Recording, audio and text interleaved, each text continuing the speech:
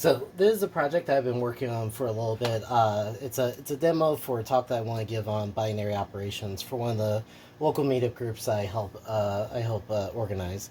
So I've been working on this portion, which is just a simple JavaScript game that uses binary operations to both drive the character and then also to drive the bricks that show up on the screen. So and the game's super simple. It's basically a game where you're trying to dodge the bricks and kind of stay alive.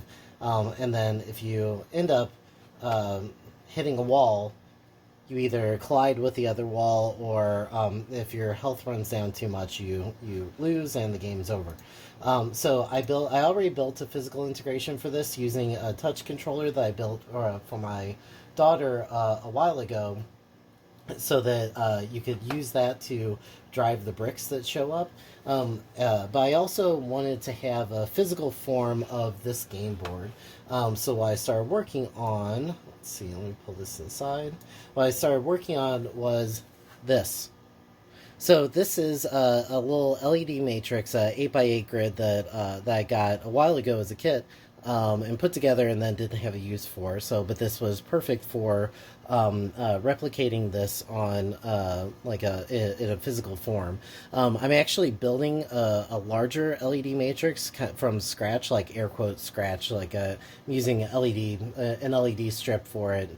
I'm not wiring all that stuff by hand, but I'm writing the code for it and designing the enclosure stuff. I'm just waiting for some parts to get in. So while I'm waiting for those parts, I popped out this kit and then started using this as a way of working through the data transmission to this ESP32, and then rendering it out on the matrix. This matrix is a single color, so it's not exactly the same as the final one, which is going to be an RGB LED matrix, but there's still an advantage in going through and learning the C code to kind of like accept the information and then and write some of the information out, because really it's going to be different, but it's not going to be that different. So now with both of these, both the matrix and the code, I've got a node server running. Let's see.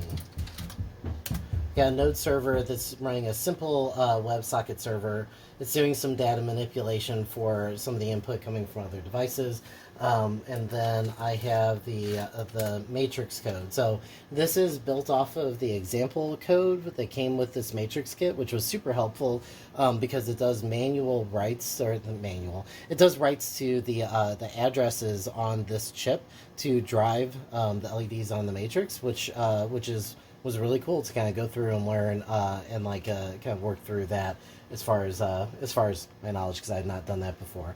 And then after I learned that, I started layering in the wireless connection, the WebSocket connection, and then started adding a listener and sending in data and like kind of working through how I wanted to represent the data and how that was going to be written to the matrix. So this actually drives very similarly to how the UI drives this, as far as how it keeps track of the state of the grid and then where everything should be. So all of that said, both the game on the browser and the game on the LED matrix are connected to my server. The server is running, so let me pop out a terminal and print. I'll explain this in just a second. Let's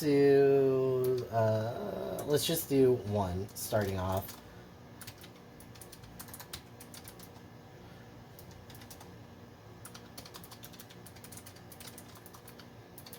So what we're saying is, send a binary version of the hexadecimal number 1, or print out the binary version of the hexadecimal number 1, and pipe it to websocket, which is a command line WebSocket client tester. Send it in as binary, not as a string, and then to our server.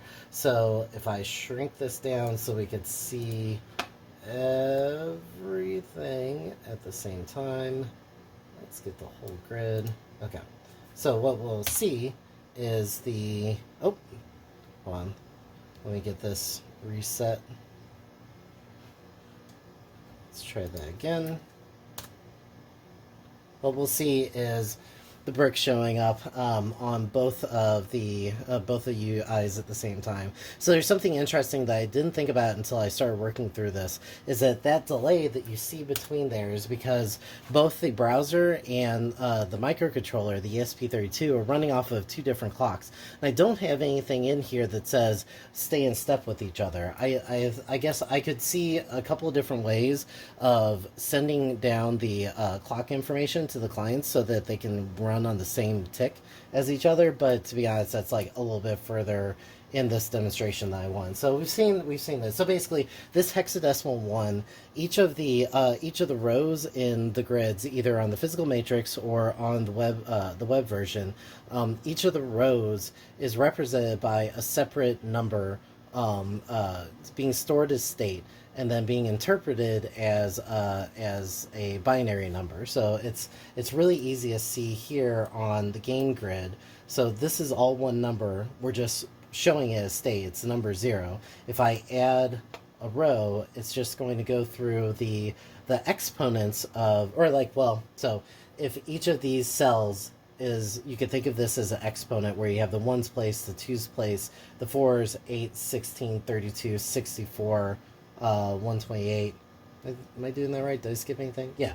If you think of these each as exponents, whenever you put a brick into a particular row, it starts off as the value of that exponent, and then we right shift the binary number until it's at 0, and that's when the brick is gone. There's nothing else to represent.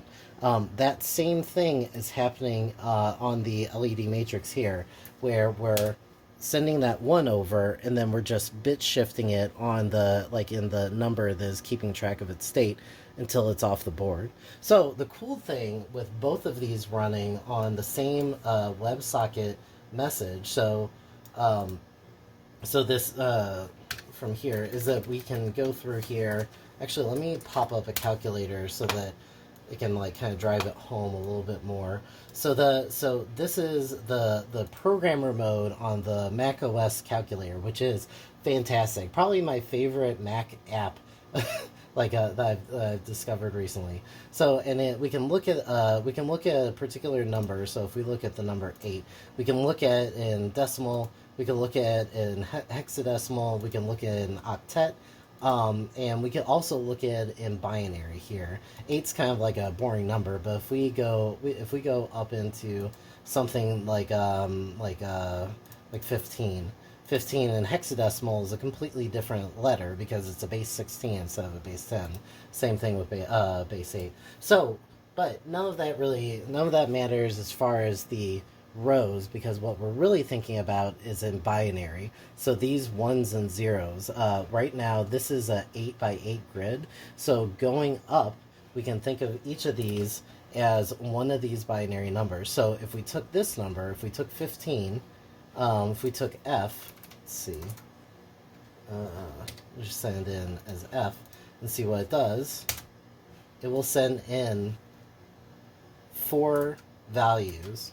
So those 4 1's, they'll send those in because we're starting on the top as far as the most significant bit. So now we can come through here. If I wanted to do something like, let me get the outer rows and the inner rows. 99 is a hexadecimal number. Let's say 99.